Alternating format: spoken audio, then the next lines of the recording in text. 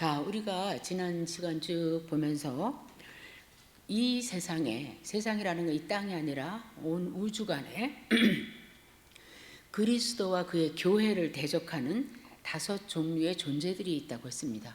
당연히 그 첫째는 사탄이고, 둘째는 그의 하수인 격들인 두 짐승, 바다에서 올라온 짐승과 땅에서 올라온 짐승, 다시 말하면 거짓 선지자, 미혹하는 자와 또 하나님을 따르지 않고 그 짐승을 따르면서 짐승의 인을 받고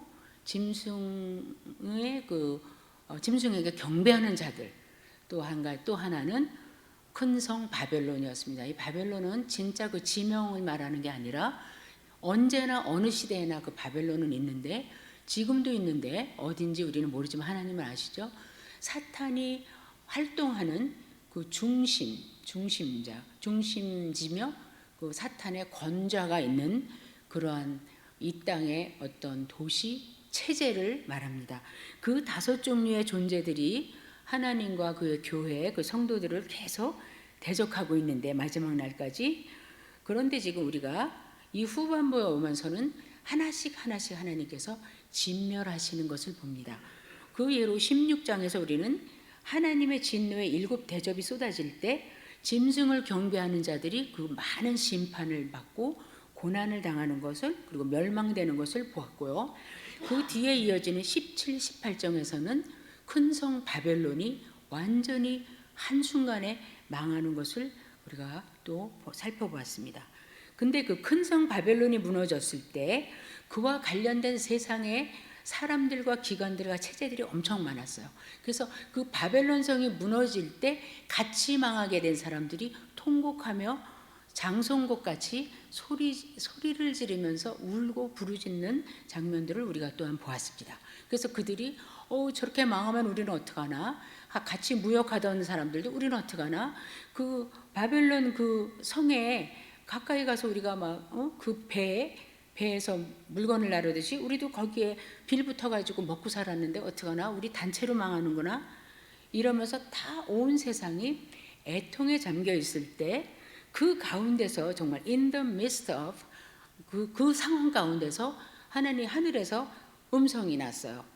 하늘과 너희 성도들, 선지자들과 너희들은 기뻐하고 즐거워하라. 큰 성 바벨론이 망했으니까 기뻐하라. 이렇게 한쪽에서는 통곡 소리와 울음으로 가득 찰 때, 하나님께서 우리에게는 그 먹구름 가운데서 한 줄기 광채를 비추듯이 한 음성이 나서 너희는 기뻐해라.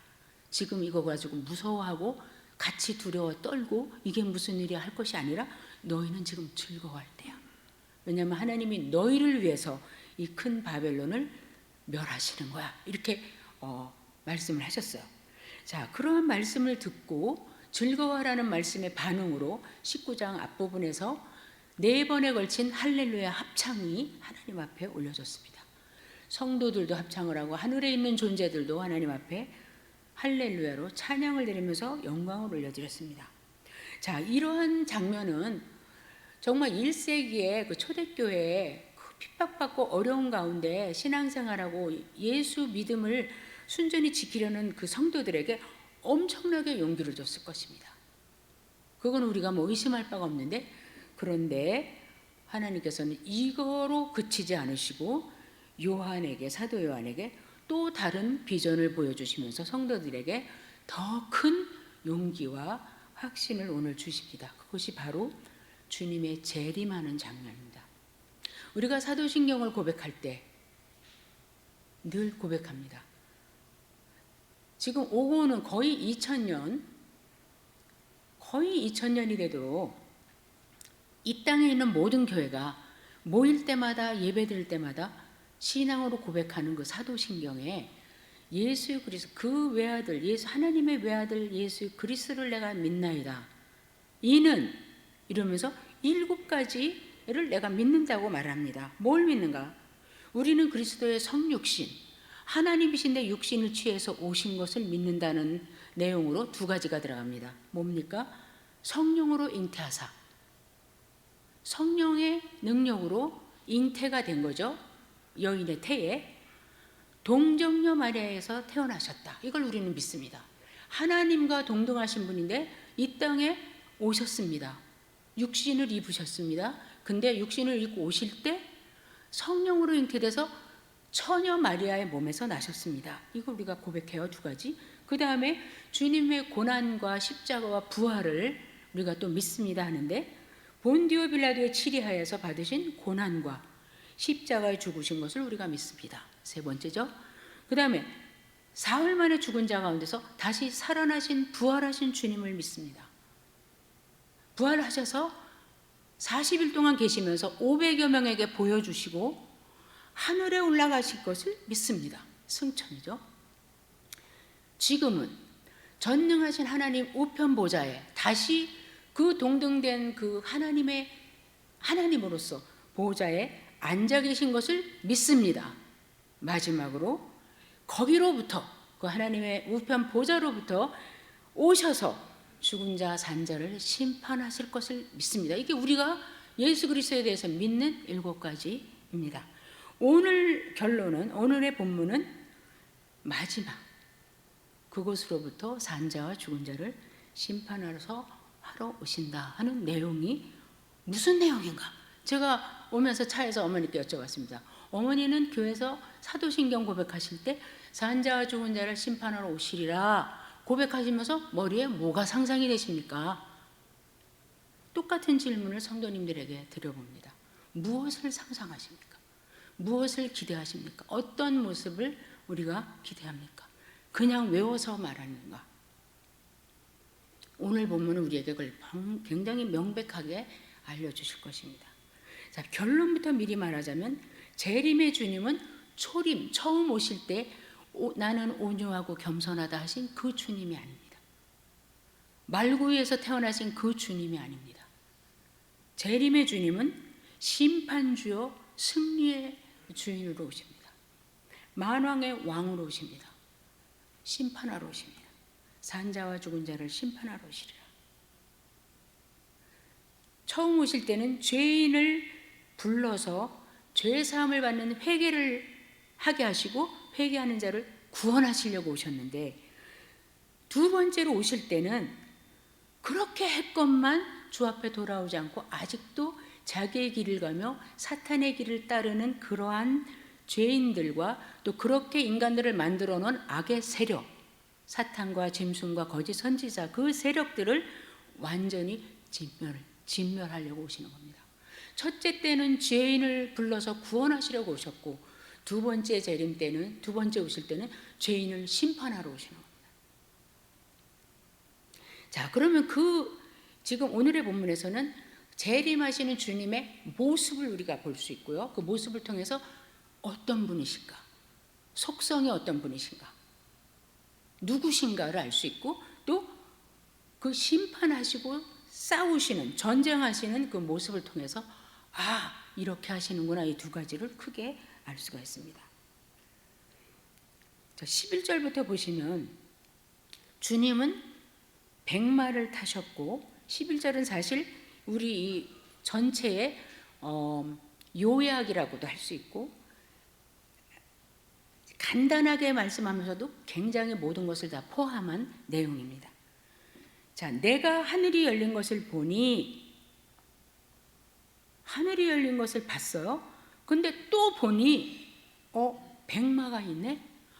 백마만 있나 했더니 백마 위에 탄자가 있네. 이렇게 하면서 주님의 재림을 설명하기 시작합니다. 그런데 거기 보면 그가 이름은 충신과 진실이고, 오시는데 왜 오시는가? 공의로 오셔서 뭐 하시는가? 오실 때 뭐 하시는가? 공의로 심판하며 싸우더라.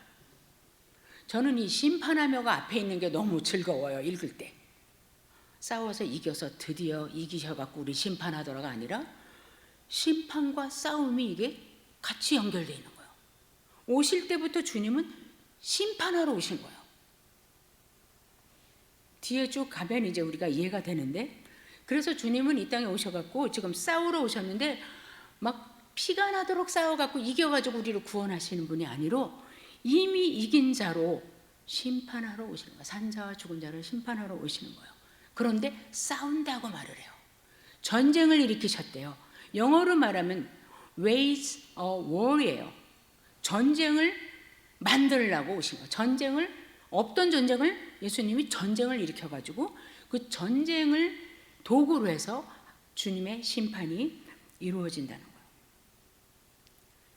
자, 백마를 타고 오신다 할 때는 우리가 무엇을 언뜻 생각할 수 있냐면, 아, 승리자로 오시는구나. 그 다음에 심판하러 오신다니까 심판주로 오시는구나. 싸울에 용사로 오시는구나. 디바인 워리어예요. 신적 용사예요. 자, 이렇게 주님은 이러한 모습으로 와요. 자, 그러면 하늘이 열린 것을 봤어요. 하늘이 열렸다는 말이 계시록에서 몇 번 나오는데, 하늘이 열렸다 그럴 때는 하나님이 어떤 행동을 계시하셨다는 거예요. 행동 계시. 하나님께서 이 세상에 지금 어떤 결정적인 일을 하실 건데 특별한 방법으로 행하실 것이라는 거예요. 박도했다는 거예요. 이제 종말이 이르는 것을 암시하는 거예요. 알파와 오메가, 역사의 시작과 끝이 되시는 하나님께서 이제 이 역사를 마무리하시는 순간이 지금 이르는데 뭔가 지금 액션을 취할 것이라는 것을 우리가 감지할 수 있어요. 자, 그런데 이제 그거는 그렇고, 이제 그리스도에 대해서는 백마를 탔다. 백마를 탔다는 것은 고대 로마 시대에 승리한 용사들을 의미해요. 한 제국이 다른 제국을 침략하러 나갔잖아요. 아니면 뭐 침략을 받아서 가서 공격을 했잖아요. 그런데 이겼어요. 이겼을 때 백마를 타요. 흰 말을 타고 앞에서 유유하게 그 대장이 딱 와요. 그리고 만약에 한 나라를 점령했으면 그 나라의 임금이 쓰던 왕관을 딱 쓰시고, 두 나라를 점령했으면 2개를 쓰고, 10나라를 점령했으면 왕관을 10개를 뺏어서 쓰고 들어오는 경우가 많이 있어요. 그래서 실제로 시저 중에 한 사람이, 그 가이사 중에 한 사람이 전쟁에 나가서 2 나라를 정복하고 들어올 때 왕관을 역사적으로 2개를 쓰고 들어온 적이 있다고 해요. 그래서 흰 말을 타셨다 하는 것은 승리를 상징하는 거예요. 이미 승리하신 분이 심판하고 싸우러 오시는 거지, 싸워가지고 심판하고 승리하는 것이 아니에요. 우리 거꾸로 알면 안 돼요. 굉장히 중요합니다. 자, 그리고 그 뒤에는 군대의 행렬이 따랐대요. 이제 가이사가 딱 이겨서 왕관을 딱 적군의 왕관을 쓰고 앞에서 백마를 타고 이렇게 가면은 뒤에 그 장군들이, 장수들이 또 쭉 따라오는 거예요. 그 다음에는 또 뭐도 따라오냐면 가서 잡은 노획물, 노예들을 데리고 오는 거예요. 쭉 따라와요. 난 이렇게 승리했다는 거를 보여줘요. 백성들은 박수를 치고 환호성을 질러요. 자, 이런 모습을 이 지금 요한계시록이 기록될 이 당시의 성도들은 너무너무 잘 알아요. 로마가 어디만 나가서 싸우고 들어와서 승리만 하면 시저가 흰 말을 타고 오는 거예요. 여러분, 신천지 이만희 씨는 만날 흰 말 타잖아요. 자기가 메시아라고. 이 성경을 자꾸만 오용해서 자기 것으로 써서 그렇죠. 자, 근데 이 백마를 탄 분이 전쟁을 일으켜요. 근데 이 싸움은 아까도 말씀드렸지만 싸워서 이겨갖고 승리를 해야지 이런 전쟁이 아니라 이미 승리자로 오셨는데 싸우는 전쟁이에요. 그럼 이 전쟁은 무슨 전쟁인가? 이 전쟁은 이 세상의 모든 전쟁을 끝장내는 전쟁이에요. 우리가 그 앞에서 보면은 거기도 흰말을 탄 자들이 한번 나왔는데, 흰말을 탄 자들이 나가서 이기고 또 이기려 하더라, 이런 말씀이 있었어요. 재앙이 내려질 때 거기서 흰말을 탄 자들은 세상에서 싸우는 사람들이요. 전쟁을 즐기는 사람들이죠. 나가서 이겼으니까 흰말을 타고 또 나가서 이기려고 또 준비해서 또 싸우고 또 흰말을 타고 들어오고. 그래서 이 세상은 전쟁이 끝이 없어요. 우리가 우리 어릴 때, 청년일 때 그런 CCM 불렀는데, 세상은 평화 원하지만 전쟁은 끝이 없다. 그죠? 전쟁은 끝이 없어요. 그런데 막상 주님께서 전쟁을 일으키려고 오셨는데 이 전쟁은 무슨 이제 악의 세력을 다 없애서 더 이상 전쟁이 없는, 더 이상 하나님을 대적해서 일어날 존재들이 없는 끝장내는 전쟁이요. 이 전쟁을 통해서 모든 원수들은 다 전멸될 것이고 다시는 전쟁이라는 이름도 없을 그런 전쟁을 지금 일으키려고 오신 거예요. 그래서 이 전쟁의 특징은 우리 나오는 계속 뒤에서 보겠지만 물리적인 무기를 안 쓰세요. 예수님께서. 전쟁에 이기시는데 물리적인 무기를 안 써요. 무기는 무슨 무기인가? 나중에 15절에 나오지만 입에서 나오는 검, 하나님 말씀, 그 다음에 하나님의 철장으로 왕권을 가지고 만국을 부셔뜨리고 납작하게 해서 없애버리는, 그리고 하나님의 진노를 실행하시는 진노의 포도주 틀, 포도송이는 세상의 악인들이에요. 밟아서 옷이 빨개질 때까지 밟는, 그걸로 이겨요, 전쟁을. 그게 주님의 전쟁이에요. 자, 그래서 물리적인 무기를 쓰시지 않는다는 거. 근데 주님을 대항하는 이 짐승과 그 무리들은 무슨 무기를 썼는지 우리가 모르겠지만 속이는 무리를 많이 썼겠죠, 무기를. 자, 주님은 물리적인 무기를 안 쓰셨어요. 자, 그리고 거기 보면 주님이 11절 마지막에 보면 공의로 심판하신다. 공의로 심판하며 싸우더라 그랬어요. 그러니까 심판하시는 분하고 용사이신 주님을 한데 묶었어요. 심판하시는 분인데 또 싸우는 분이에요. 헷갈리시나요? 하나도 헷갈릴 게 없어요. 출애굽기 15장을 보면 모세가 노래를 부르는데 한번 펴보실래요? 출애굽기 15장 집어놓으시고, 모세가 언제 노래를 불러요? 홍해가 갈라져서 홍해를 육지같이 건넌 후에 하나님께서 다시 물결을 제자리에 오게 하셔서 바로와 그의 군대를 다 수장시키신 후에 모세가 노래를 불러요. 이스라엘 백성들과 함께 15장 1절 중간에 보면 이렇게 노래가 시작됩니다. 이때에, 그렇죠? 내가 여호와를 찬송하리니 그는 높고 영화로우시며 말과 그 탄자를 바다에 던지셨습니다. 지금 용사의 모습이잖아요, 주님이. 여호와는 나의 힘이요 노래시며 나의 구원이시로다. 그는 나의 하나님이시니 내가 그를 찬송할 것이요 내 아비 하나님이시니 내가 그를 높이리로다. 3절 보세요. 여호와는 용사시니 여호와는 그의 이름이다. 자, 바로와 그 온 이집트가 그 야곱의 자손인 이스라엘을 얼마나 괴롭혔어요, 종살이 하는 동안. 근데 하나님께서 그들을 심판하시는데 출애굽 그 홍해에다가 완전히 수장을 시키시는데 그 수장시킬 때, 심판하실 때 용사같이 거기다 쳐넣으셨다 그래요. 근데 지금 여기도 보면 그가 공의로 심판하며 싸우더라. 그 주님의 전쟁은, 여기서 하시는 주님의 전쟁은 심판의 일부분이에요. 주님께서 홍해를 가르시고 거기에서 그 애굽 사람들도 우리도 건너갈 수 있겠지 하고 건너가게 하시다가 갑자기 물을 다시 쓸어버리시면서 바로와 그 군대를 심판하실 때 용사로서 하셨다는 거예요. 뭐 창조주로 하신 게 아니라 용사로, 워리어로, 군인으로 칼 가지고 싸우듯이 이스라엘을 대신해서 전쟁은 여호와께 속해서 그렇게 싸우셨다는 거예요. 그래서 여기도 보면 지금 재림하시는 주님이 심판주며 또 용사로 그렇게 오세요. 자, 또 보면 그 이름은 충신과 진실이라. 충신이라는 거는 신실이라고 말해도 될 것 같아요. 진실, 진리라고 해도 될 것 같아요. 영어로는 faithful and true. 자, 신실하심.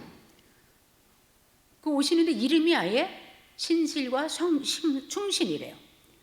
그럼 신실하다는 건 뭐예요? 그가 약속한 바를 다 행하시는 거예요. 지키시는 거예요. 그래서 주님이 말씀하신 거에 대해서는 우리가 의심할 것이 없이 그냥 믿을만 하고 다 이루어질 거라는 거예요. 특별히 자기 백성을 구원하시는 그 신적 신실하심. 그래서 히브리서 10장 23절에 보면 이렇게 말씀이 있어요. 아까 목사님 말씀하셨지만 막 참다 이제는 더 이상 못해 하는 그 히브리서를 받는 성도들에게 또 약속하신 이는 미쁘시니, 미쁘다는 게 신실하시니, 충신하시니, faithful하시니, 우리가 믿는 도리의 소망을 움직이지 말고 굳게 잡자, 이렇게 권면을 해요. 약속하신 분은 신실하시니, 아브라함도 사라도 그가 100세가 되었고 사라의 태에 끊어진 것 같은데도 불구하고 믿음이 약해지지 않았으니 이는 그가 약속하신 이는 신실하심을 믿었음이라. 이게 그분들의 믿음에 대한 주님의 평가세요. 자, 그 신실함인데 그러면 진실함은 뭘까? 진실함. 주님께서 주님과 그 백성들의 원수들, 약한 세력들을 물리치시고 승리자로 임하시는 자신을 보여주심으로 나타내심으로 우리 눈에도 주께서 이렇게 재림하실 때 만약에 우리가 먼저 가지 않고 주님께서 우리 살아있는 동안 오신다면 그 임하시는 주님을 보면서 와, 그 모든 게 사실이야, 진실이야, 이렇게 할 수 있어요. 그래서 자신이 오랫동안 구약에서 예언되었던 오실이라고 한 그 메시아라는 것을 입증하셨다는 거예요. 그래서 주님이 오실 거라고 계속 예언했던 선지자들과 또 사도들의 그 증언이 진리다, 참이다, 그리고 내가 참 메시아다는 것을 보여주시는 거예요. 그래서 그의 이름은 신실함이고 진실합니다.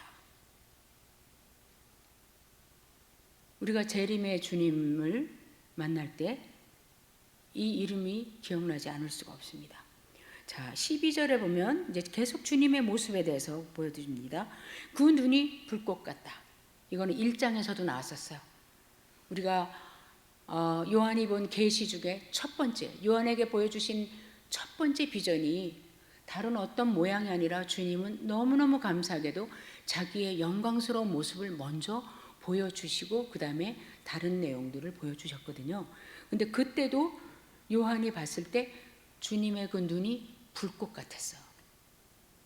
그래서 요한이가 막 엎드렸었잖아요. 죽은 자 같이. 자, 주님은 심판주인데 그의 눈이 불꽃 같으세요. 자, 심판을 제대로 하려면 판사가 판결을 제대로 내리려면 모든 서류를 다 봐야 되고 상황을 다 정황을 다 봐야 되고 증인들의 말을 다 들어서 무엇이 옳고 그르고 뭐가 잘못됐고 다 보고 듣고 알아야 되잖아요. 자, 우리 심판주 중에 심판주이신 주님이 불꽃 같은 눈을 가지고 보시기에 잘못 보실 수도 없고 못 보실 수도 없어요. 잘못 판단하시거나 심판하거나 이거는 내 영역이 아닌데 심판하지 못할 일이 없으세요. 7교회에 보내는 편지에서도 주님은 내가 네 행위를 아노니 이런 거는 참 칭찬받을 만하고 이런 거는 너는 책망을 받아야 되겠다 이렇게 말씀해요. 어떻게 아세요? 불꽃 같은 눈으로 다 보신다는 거죠. 그래서 이런 모든 행위와 상황을 다 아시는 전지하신 분이기 때문에 그렇기 때문에 그의 심판은 의롭고 참되고 누구도 핑계 못해요. 지금은 사람들이 뭐 니네가 말하는 게 진짜인지 어떻게 알아? 예수 믿는 사람들은 참 이해 안 되는 말을 많이 해. 이럴 수 있지만 주님이 재림하실 때 만민들은 그 말을 하나도 못해요. 진짜 그러네. 뭐 틈잡을 게 없네.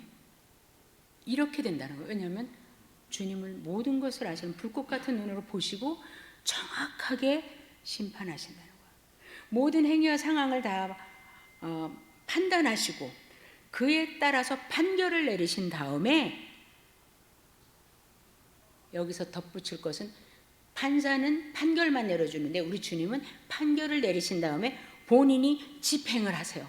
쟤는 사형 그러면 주님이 사형을 시키시는 거예요. 여기 전쟁을 하시는 가운데서. 자, 그리고 불꽃 같고 그 머리에는 많은 면류관이 있다. 이 면류관이라는 말은 이렇게 쓰면 안 되겠습니다. 왕관입니다, 사실은. 면류관은 히브리어로 스테파너스라고 해가지고 달리기를 하거나 어떤 경기를 해서 이긴 사람에게 월계수관 같이 씌워주는 그 승리의 용사에게 씌워주는 거고, 여기서 지금 주님은 왕관을 쓰신 거예요. Many royal crowns. 왕이 쓰는 왕관을 셀 수 없을 만큼 쓴 거예요. 왜? 아까 말씀드렸죠?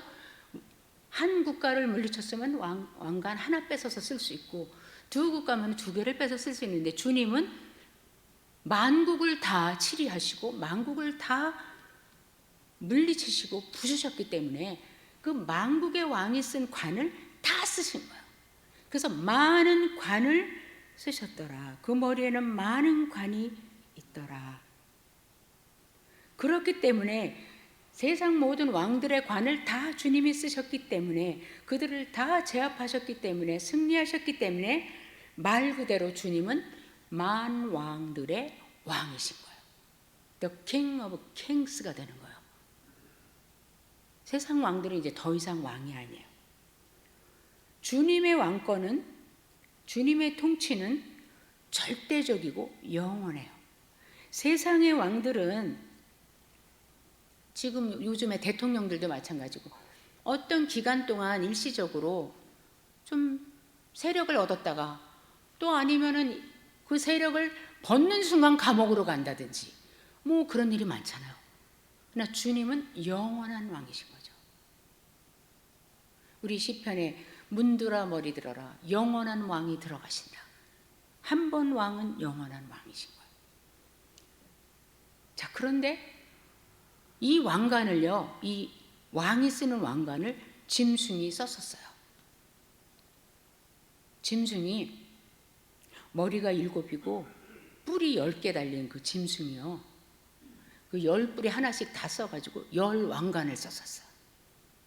흉내내는 거죠. 나는 왕이야.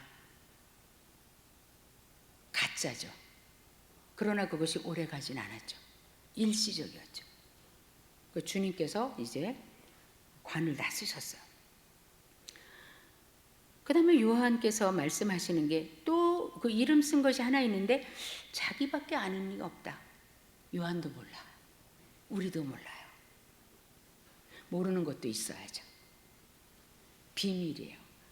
지금은 우리가 구리 거울로 보는 것 같이 희미하나 그날에는 명백히 보리라. 사도 바울 같은 분도 그렇게 고백했어요. 고백하면서 기대했어요. 그날에 명백히 볼 것을.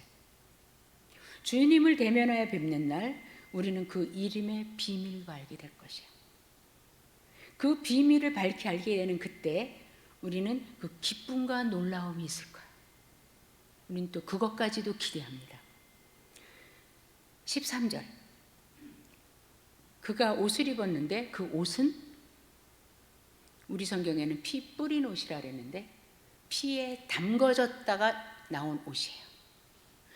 뿌려진 거하고 푹 물에 담갔다가 입는 거하고는 틀리죠.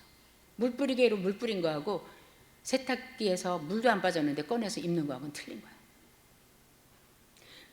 Dipped in blood, 피에 담가졌던 그런 옷을 그분이 입으셨다. 여기에 지금 그분이 예수님이라는 말 하나 안 해요. 근데 우리 주님밖에 누가 있겠는가?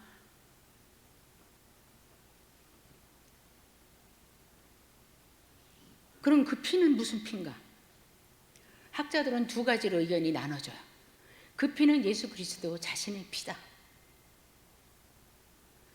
우리에게 승리를 가져오시고 궁극적 승리자가 되신 십자가에서 흘리신 그 피다. 그렇게 얘기하는 사람이 있고, 아니 원수들의 피야. 그분이 정복하시고 승리하신 원수들의 피로 물든 옷이야. 저는 이쪽을 선호합니다. 근데 학자들의 말 맞다나 두 가지 다 사실이 아닌 거는 아니에요. 그죠? 주님의 십자가의 보혈로 인해서 죽음을 이기시고 사망을 이기시고 사탄을 이기시고 우리도 승리하게 하신 그 승리의 정말 주의 보혈, 능력 있는 보혈이에요. 그러나 이것도 한번 우리가 좀 읽어봐야 되겠어요. 이사야 63장 한번 보시겠어요? 이 피는 근데 원수들의 피지만 전쟁터에서 싸우다가 막 그 원수들의 피가 막 튄 그런 피는 아니에요. 그렇게 안 싸우신다니까 주님께서 이미 이 시자로 오셨기 때문에. 자, 이사야 63장 1절에서 3절 제가 읽어드리겠습니다. 에돔에서 오며 홍의 빨간 옷을 입고 보스라에서 오는 자가 누구뇨? 그 화려한 의복, 그 능력으로 걷는 자가 누구뇨? 그는 나니 하나님 말씀하시는 거요. 나는 의를 말하는 자요 구원하기에 충분히 능력 있는 자다. 그러니까 누가 또 물어요. 어찌하여 내 의복은 붉으냐? 어찌하여 내 옷은 꼭 포도주 틀을 밟다가 나온 사람처럼 그렇게 붉은색으로 꽉 찼냐? 그랬더니 하나님께서 대답하시는 거예요. 만민 중에 나와 함께 할 자가 없어서 내가 홀로 포도주 틀을 밟았지? 내가 진노해갖고 무리를 밟았어. 그럼 여기서 우리가 포도주 틀이 죄인들이라는 거 알 수 있잖아요. 이스라엘을 대적하고 괴롭히는 백성이라는 거, 특별히 여기서 에돔 같은 그런 민족이라는 걸 알 수 있어요. 내가 분해서 짓밟아 버렸지. 그래서 그들의 선혈이, 그들의 피가 내 옷에 튀어서 내 의복이 이렇게 더럽혀지고 붉어졌어. 이렇게 대답하세요. 자, 그런데 여기 우리 19장에서도 보면 나중에 주님께서 그 전쟁하시는 모습이 15절에 나올 때 그의 입에서는 날카로운 검이 나오고 그것으로 만국을 완전히 부서뜨릴 것이며 친히 그 만국을 철장으로 다스린다. 여기서는 뭐 이렇게 왕이 백성을 보듬듯이 다듬는 게 아니라 이것도 심판이에요. 나중에 보시겠습니다. 또 친히 하나님 곧 전능하신 이의 맹렬한 진노의 포도주 틀을 밟겠고 누가? 그리스도께서. 이러한 말씀에 근거해서 저는 학자들의 의견 중에 주님의 이 붉은 옷, 피에 담궈진 옷은 원수들의 선혈이라고 생각합니다. 이거를 상징이니까 또 진짜 피가 튀었다고 그렇게 이해하시면 안 돼요. 요한계시록은 모든 게 상징적인 용어이기 때문에. 자, 우리 얼마 전에 봤던 요한계시록 14장 19절 20절에서 추수가 다 됐으니까 걷어서 불에 던지는 것도 나왔고 낫을 휘둘르라는 말씀이 있었고 그 다음에 포도송이가 너무 익어서 막 건드리지 않아도 스스로 터지고 있으니 이건 뭐예요? 악이 하늘까지 찼으니 하나님의 진노의 큰 포도주 틀에 던져라. 그래서 던졌더니 거기서 무슨 일이 일어났어요? 피가 얼마나 그 포도주 틀에서 포도주가 나와야 되는데 그 뒤에는 피가 퍼져서 이렇게 써 있어요. 피가 퍼져서. 그러니까 포도주 틀에 진짜로 우리가 아는 저 포도송이가 들어간 게 아니라 죄인들이 던져졌다는 거예요.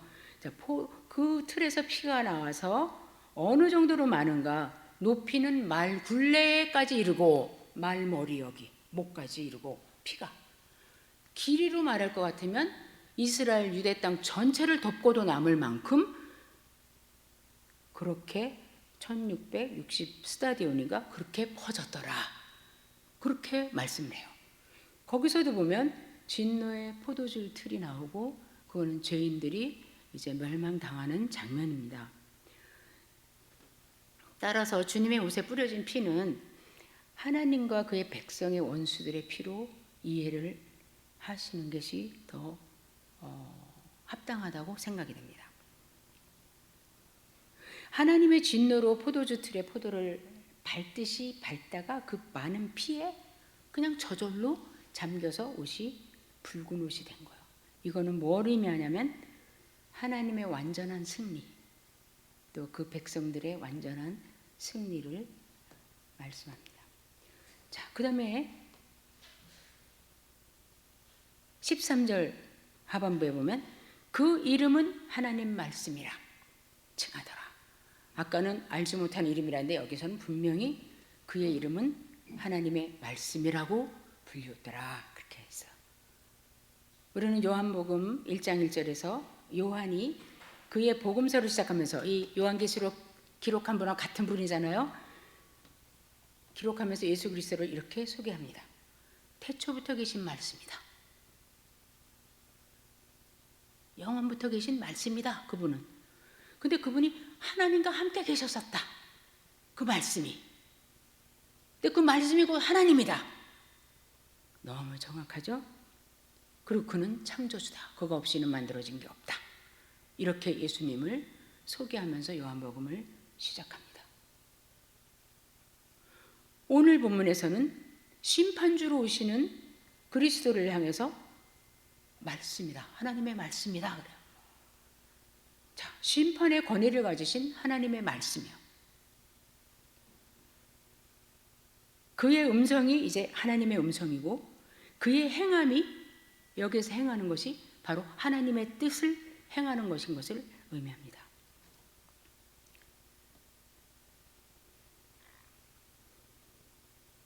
(15절에서) 다시 이 말씀에 대해서 나올 것이기 때문에 여기서는 이 정도로만 이제 하겠습니다. 자, 15절에 보면 그가 싸우실 때 무기라고 해야 될지 세 가지가 나오는데 그 중에 첫 번째가 입에서 나오는 날카로운 검이에요.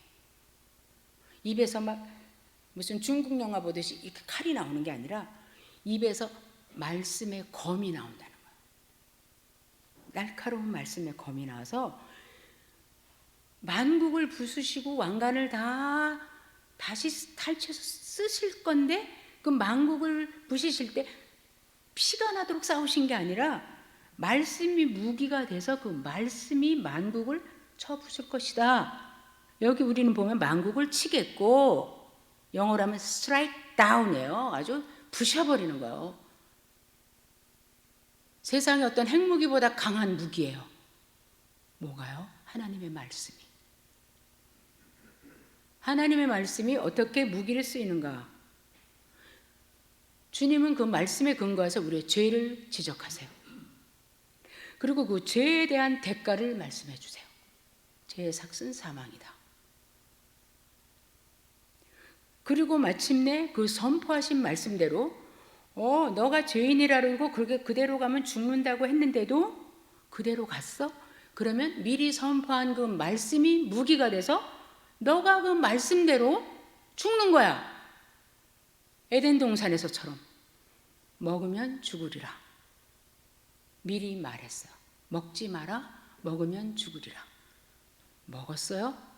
그 말씀에 근거해서 그냥 죽음을 주신 거예요. 뭐 하나님이 잔인하고 그러신 게 아니에요. 말씀대로. 근데 주님께서 마지막 날에 이 세상을 심판하실 때 오직 말씀으로 하신다는 거예요. 그렇기 때문에 우리가 놓치지 않고 붙잡고 있어야 되는 게 하나님의 말씀인 거예요. 그 선포하신 말씀에 근거해서 또 선지자들과 사도들을 통해서 선포하신 모든 하나님의 의 또 하나님의 심판에 근거해서 심판하시고 승리하시는 그리스도의 이름은 하나님의 권위 있는 말씀이라는 거예요. 자, 주께서 싸우실 때 만국을 부셔버리실 때 말씀으로 부시는데 말씀의 능력에 대해서 우리가 조금 한 군데 볼 게가 있죠. 요한복음 5장에 보면은 예수님께서 말씀하시죠. 5장 25절부터 29절. 이렇게 되는 거예요. 주께서 미리 말씀하셨는데 지금 계시록에서는 그대로 되고 있는 거예요. 자, 요한복음 5장 25절에서 29절 거기를 제가 한번 읽어드릴게요. 진실로 진실로 너희에게 이르노니 죽은 자들이 하나님의 음성을 들을 때가 오나니 곧 이때라. 근데 하나님의 음성을 듣는데 지금 예수님이 여기서 말씀하신다니까. 듣는 자는 살아나리라. 아버지께서 자기 속에 생명이 있음 같이 아들에게도 생명을 주어서 그 속에 있게 하셨고, 또 인자됨을 인해서 심판하는 권세를 주셨다. 여기 지금 심판주로 오시잖아요. 이를 기이하게 여기지 마라. 이 들을 때 너무 기이했어요. 그게 뭘까? 아, 놀랍다. 그런데 지금 사도 요한이 이 요한복음 5장에서 놀랍다 그랬겠지만 지금 요한계시록 19장에서는 이렇게 될 거란 말이죠. 권위 있는 말씀에 무덤 속에 있는 자가 다 그의 음성을 들을 때가 오나니, 마지막 심판이죠. 선한 일을 행한 자는 생명의 부활로, 악한 일을 행한 자는 심판의 부활로 나오리라. 다 주 앞에. 근데 이거 모든 거를 다 미리 말씀하셨다는 거예요. 그래서 말씀을 선포하시는, 하나님의 말씀을 삶으로 메시지로 선포하시고 그대로 집행하시는 그 하나님의 말씀, 권위 있는 말씀으로 여기서 지금 소개가 되고 있습니다. 자, 이제 4절은 보면 하늘에 있는 잠깐 공백이 있으면서 하늘에 있는 군대들이 희고 깨끗한 세마포를 입고 백마를 타고 그를 따르더라. 제가 아까 말씀드렸잖아요. 로마에서 왕이 이겨서 딱 들어올 때 뒤에 장수들이랑 포로들이랑 뭐 전리품이랑 다 쫓아 들어오거든요. 여기 지금 하늘에 있는 군대들이 희고 깨끗한 세마포를 입고 그 백마를 탄 그분 그리스도를 뒤에서 따르는 거예요. 근데 이 사람들도 흰 말을 탔어요. 그럼 이 사람들은 승리자예요, 아니에요? 벌써 승리한 거예요. 누구예요? 우리들이에요. 성도들이에요. 요한계시록 17장 14절에 짐승과 만국의 열왕들이 그리스도 어린 양을 향해서 대적하여 싸우려고 일어났지만 그는 만왕의 왕 만주의 주기 때문에 이기실 것이다. 반드시 이겨야만 된다. 이김이 그의 것이다. 그리고 그와 함께한 그들도 또한 이기리니, 그들은 누구냐? 주님의 청함을 받고 택함을 받고 그것을 받아들여서 신실한 자들이 승리에 독참할 것이다. 근데 여기 보면 그들이 덩달아 뭐 아무것도 한 게 없어요. 우리는 영적 전쟁을 위해서 한 게 없어요. 뭐만 했냐면 주님이 믿으라 하시니까 나를 따르라. 따랐더니 여기까지 온 거예요. 백마를 타고 주님을 따르는 군대 속에 우리가 있는 거예요. 희고 깨끗한 세마포를 입고, 누구하고 똑같은 옷이에요? 지난번에 봤던 신부들하고 똑같은 옷이에요. 신부는 성도들이에요.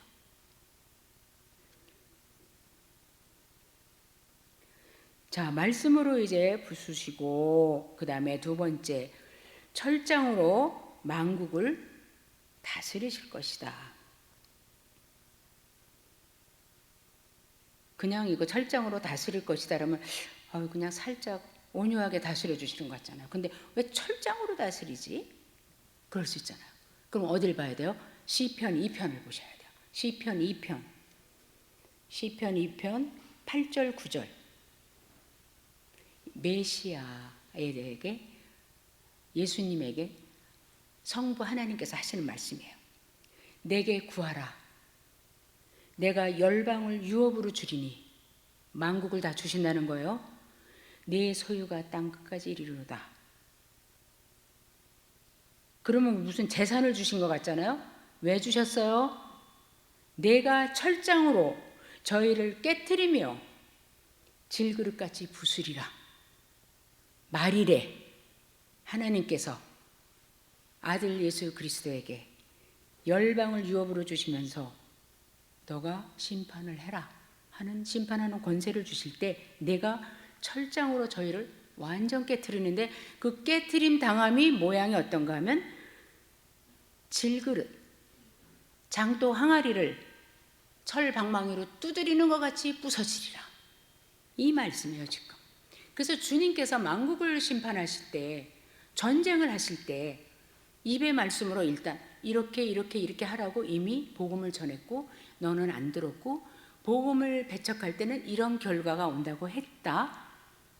판결, 너는 사망. 이렇게 하시는 거예요. 그 다음에 주님의 그 다스림으로 다 부수신다는 거예요. 그 다음 마지막, 하나님의 맹렬한 진노의 포도주를 주님이 친히 밟으신다는 거예요.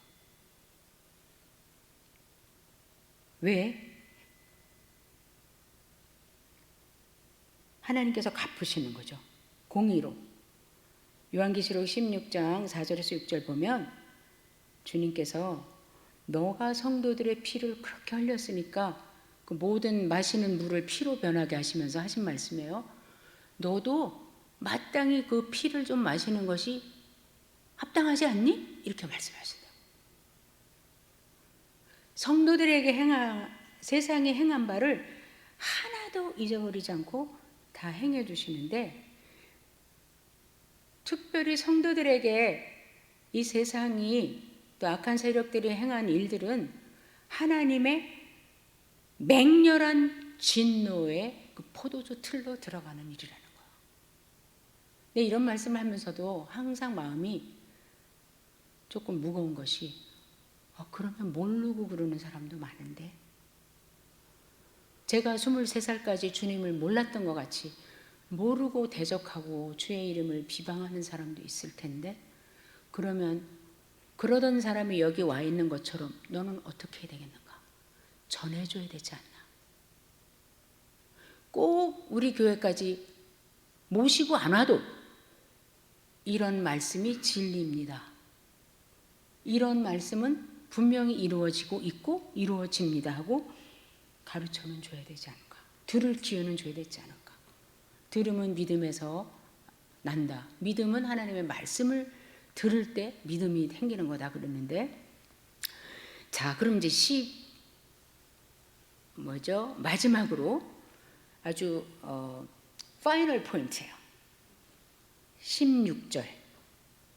예수님의 모습에 대한 마지막 말이에요. 그 옷과 그 다리에 이름 쓴 것이 있으니 만왕의 왕이요 만주의 주라. 이게 주님의 이름의 모든 모습의 그의 속성의 절정이에요. 그는 만왕의 왕이요 만주의 주예요. 땅 위의 것이나 땅 아래 것이나 바다의 것이나 모든 것으로 그 이름 앞에 무릎 꿇게 하실 것이라는 빌립보서 2장의 말씀이 생각납니다. 용사가 지금 용사로서 오셨기 때문에 막 싸우시는데 이게 보이는 거예요. 여기 옷자락에 이렇게 써 있는 이름이 보이는 거예요. 만왕의 왕, 만주의 주, King of Kings, the Lord of Lords. 하박국서가 생각났어. 하박국 선지자가 너무너무 상황이 힘드니까 하나님 앞에 불평도 하고 호소도 하고 도와달라고 할 때 주님께서 어떤 메시지를 주시면서 큰 서판을 준비해라.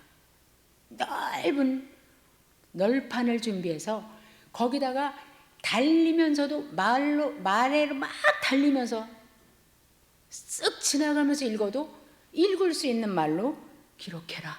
다 볼 수 있게. 그러면서 메시지를 주셨던 것처럼 여기 보면 전쟁 중에 그 용사의 옷자락과 다리에 만왕의 왕, 만주의 주 이렇게 써 있었어요. 아까 아침에 우리 김윤선도가 안내를 하더라고요. 근데 안내하는구나 이러고 갔는데 키가 큰데 여기 조그만 안내 명찰을 딱 붙였어요. 멋있었어요. 주님의 이름 만왕의 왕 만주의 주. 그는 이길 수밖에 없다. 아까도 말씀했지만 17장 14절에 짐승과 여랑이 주로 더불어 싸우려는 순간 싸움도 시작해보기 전에 주님이 이기셨다. 이렇게 나와요. 왜? 왜냐하면 그는 만왕의 왕 만주의 주이기 때문이다. 이긴 자로 오시니까요. 어디서 이기셨어요? 십자가와 부활로. 자, 그 다음에 이제 시간이 그러니까 이제 빨리빨리 하겠습니다. 17절에서 18절 보면 하나님의 큰 잔치를 말해요. 우리 어린 양의 혼인잔치를 봤잖아요, 지난번에. 근데 여기 보니까 또 다른 잔치가 있어요. 근데 이 해가 얼마나 뜨거운데 그 해 속에 천사가 딱 안에서 공중에 날아다니는 모든 새, 특별히 어떤 새들이냐면 사체를 음식으로 먹는 새들, 독수리과에 속하는 새들을 큰 소리로 불러요. 야, 하나님의 잔치에 와, 먹을 거 많아, 이렇게 불렀어요. 사람을 부르지 않고. 와서 먹어. 뭘 먹냐면 고기가 많네. 왕들의 고기, 장군들의 고기, 장사들의 고기, 또 말들의 고기, 그 말 위에 타 있는 사람들의 고기, 또 뭐 자유자나 종들이나 사람들이 많아. 이들의 고기가 너의 음식이 될 테니까 와. 이거 무슨 소리예요? 이들이 다 어떻게 된다는 거예요? 죽는다는 거예요. 왜냐하면 사체를 먹는 새들이니까. 아직 안 죽었는데 확실하니까 빨리 와, 빨리 와. 아직 잔치 안 생겼는데 만약에 독수리가 그렇게 물었다. 빨리 와. 글쎄 잔치가 차고 넘친다니까. 음식이 그렇게 말하면서 장면이 바뀌어요. 19절에 내가 또 보니 짐승과 땅의 임금들과 그 군대들이 모였어요. 왜? 그 말탄 자, 백마를 탄 그리스도와 그의 군대, 그의 성도들과 더불어 전쟁을 하려고 모였다. 그래서 모여서 뭐 훈련했는가, 무기를 만들었는가, 아무 설명 없이 20절에 갑자기 뭐라 그래요? 전쟁을 일으키다가 짐승이 잡히고, 그러니까 전쟁 한 번 못 해보고 그냥 잡히는 거예요. 왜? 지금 예수님께서 재림을 하시면서 싸우는 이 전쟁은 전쟁을 종결시키는 전쟁이거든요. 심판주로 오시는, 이미 오실 때부터 심판주로 오시기 때문에. 근데 세상 사람들은 몰라요. 노아의 홍수가 시작될 때까지 몰랐듯이 몰라요. 그러니까 야, 저 그리스도인들을 대적하자, 교회를 없애버리자, 하나님이 뭐야 이러면서 온갖 계획을 짜지만, 그렇게 할 때 짐승이 잡히고, 또 그 앞에서 짐승 앞에서 이적을 행하던 거짓 선지자, 둘째 짐승이죠, 또 잡히고. 근데 이 거짓 선지자는 누구냐면 설명해줘요. 왜 그럴까요? 성도들을 붙잡아 주시려는 거예요. 이 짐승하고 거짓 선지자 잡히는데 왜 잡히는지 아니? 짐승의 표를 받고 그의 우상에게 경배하던 자들을 미혹한 자거든. 너희는 미혹 안 당했잖아. 조금만 더 참아. 어떤 학자는 여기에서까지 하나님은 복음의 메시지를 선포하신다, 그렇게 얘기해요. 자, 그래서 이 둘이 유황 불붙는 못에, 불못에 던져져요. 산채로 살아있는데 유황불에 던져져요. 옛날에 초대교회 성도님들은 유황불에 던져지거나 불 속에 들어가면 거기서 육신은 죽잖아요. 근데 이들은 안 죽어요. 왜냐하면 영원히 있는 곳이기 때문에. 이제부터 고통이 시작되는 거죠. 고난이. 자, 그래서 아까 초두에 말씀드린 대로 짐승을 따르던 자라들 다 심판받았고, 그 다음에 큰성 바벨론이 무너졌고, 이제 여기 19장 20절에서는 두 짐승과 거짓 선지자가 산채로 유황불에 던져집니다. 누구만 남았어요? 진짜 대장만 남았어요. 사탄만 남는 거예요. 사탄은 20장에서 그의 종말을 맞이합니다. 그리고 21절에 보시면 나머지는 누구예요? 사람들, 왕들, 말탄자들, 장군들, 아까 18절에 고기 먹으라고 했던 그 대상들, 나머지는 말탄자의 입으로부터 나오는 검에 죽었다. 왜요? 사탄과 짐승과 그 거짓 선지자는 주께서 말씀해 주실 가치가 없는 존재들이에요. 그러나 인간은 하나님의 구원을 받도록 주님께서 이 땅에 사람의 몸을 입고 오셨던 그런 대상이고 구원받아야 되는 존재들이에요. 그런데 여기서 그 입술에 주님의 입으로부터 나오는 말씀으로 인해서 죽임을 당해요. 왜? 말씀에 예고된 대로. 마지막 뭐라 그랬어요? 모든 새가 그 고기로 배불리우더라. 왜냐? 다 죽었으니까 아무도 묻어줄 자도 없어요. 온 거리에 모든 시체뿐이에요. 그래서 독수리과의 새들이 와서 다 먹었다. 두 종류의 잔치가 있었어요. 어린 양의 혼인잔치에는 우리가 손님으로 갔어요. 손님인 동시에 신부예요. 그리고 음식은 하나님께서 주시는 모든 것을 누리는 거예요. 근데 여기 또 다른 하나님의 큰 잔치는 세상에 안 믿는 자들이 음식이 되는 거예요. 어린 양의 혼인잔치는 우리를 위한 것이고 하나님의 큰 잔치, 진노의 끔찍한 잔치는 이들이 끝장을 보는 날이에요. 이렇게 해서 주님의 재림하심을 사도 요한께서 말씀하십니다. 우리는 이제 앞으로 이 말씀을 들은 이후로 사도행전에서 사도신경의 그 마지막을 고백할 때 과연 우리 안에 무슨 그림이 그려질 것인가? 얼마나 용기를 주는지. 지난 주간 내내 참 용기를 받았어요. 저도요. 근데 우리가 잠시 후에 부를 그 찬송도 너무 용기를 줘서 수도 없이 불렀어요. 진짜로. 이 주님, 지금도 일하시고 계시는 주님, 우리는 마지막을 압니다. 얼마나 감사한지 우리와 나눠주셔서 기도하겠습니다. 하나님 아버지 고맙습니다. 주께서 일하시고 계심을 믿습니다. 우리가 주님의 다시 오심을 고백하고 또 신앙합니다. 이 날을 기대합니다. 주님, 우리가 기쁨과 놀라움으로 넘치는 감격으로 이 날을 맞이할 때까지 이 길을 잘 갈 수 있도록 성령님 붙잡아 주시옵소서. 예수님 이름으로 기도합니다. 아멘.